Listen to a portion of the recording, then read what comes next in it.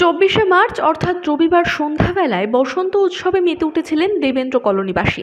প্রণব দে অর্থাৎ বাবুদার উদ্যোগে প্রত্যেক বছরই এই বসন্ত উৎসবের আয়োজন হয়ে থাকে, কিন্তু এবার এটা একটা আলাদাই আনন্দে মজে উঠেছিল এবং রং খেলা থেকে শুরু করে সাংস্কৃতিক অনুষ্ঠান সমস্ত কিছুই যেন একটা পরিপূর্ণতার ভাব তৈরি করেছিল। এছাড়াও খাওয়া দাওয়া আড্ডা এই সমস্ত কিছু নিয়ে গত সন্ধ্যের এই অনুষ্ঠান আলোকময় হয়ে উঠেছিল। আজকে বসন্ত উৎসব ২১ নম্বর ওয়ার্ডে কি বলবে? প্রতি বছরই আমরা করে থাকি, এবারও করছি। বসন্ত উৎসব তো ঠিক এটা নয়, এটা আমাদের মানুষের মিলন উৎসব। ওয়ার্ডের সব মানুষকে এক জায়গায় জড়ো, সকালেও আমরা একটা র্যালি করেছি। আচ্ছা, লোকাল ওখানকার অজয়নগর ইউনিভার্সিটি মানুষকে নিয়ে, এখানে সব ওয়ার্ডের সব মানুষকে নিয়ে একটা মিলন উৎসব দিচ্ছি। দিদি, আজকে তোমার ২১ নম্বর ওয়ার্ডে আজকে বসন্ত উৎসব, কি বলবে?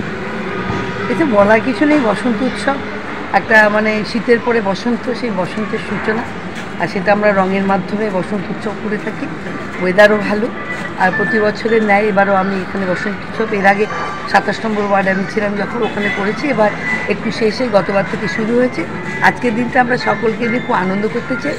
সকালেও আমি অজয়নগরে একটা উৎসবের মধ্যে দিয়ে সকালবেলা কাটিয়েছি, একটা প্রভাত ফেরির মধ্যে দিয়ে সমস্ত ঘরের মহিলারা এবং আমাদের কর্মীরা সবাই একসঙ্গে কীর্তনের মাধ্যমে আর ওর গৃহবাসী খোলদারখোল গানের মাধ্যমে আমরা সকালবেলা আজকে সারা অজয়নগরটাকে এভাবে বসন্ত উৎসবের সূচনা করেছি। আজকে কি কি অনুষ্ঠান আছে এই মাঠে? আজকে প্রথমে ১ ঘন্টা শম্পা দেবের গান আছে, তারপরে ১ ঘন্টা বাচ্চাদের ড্যান্স প্রোগ্রাম আছে, তারপরে আর কি ২-৩ ঘন্টা। আজকে বিশিষ্ট অতিথি কারা কারা আসছেন? বিশিষ্ট অতিথির মধ্যে সৌগতারাকে আমরা বলেছি, অদিতি মুন্সি, দেবরাজ চক্রবর্তী, আর এমনি অন্য কাউন্সিলারদের সে বলবি আমরা।